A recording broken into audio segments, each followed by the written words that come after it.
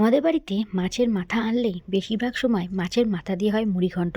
মুড়িঘণ্ট যেমন খেতে দারুণ লাগে, তেমনি কিন্তু মাছের মাথা দিয়ে মুগ ডাল, সেটার স্বাদ কিন্তু আরও দারুণ। মানে কেউ কিন্তু কারো থেকে কম যায় না।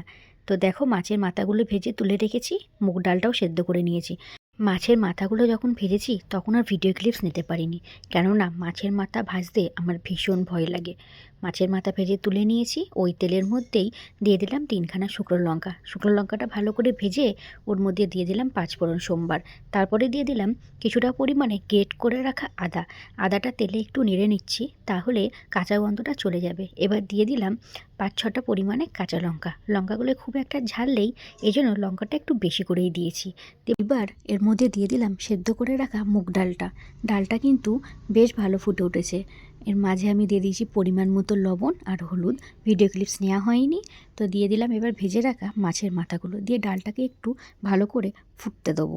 ডালটা বেশ ফুটে উঠেছে, দিয়ে দিলাম অল্প পরিমাণে চিনি, বেশ খানিকটা পরিমাণে ভাজা জিরের গুঁড়ো, আর নামানোর আগে দিয়ে দিলাম ঘি।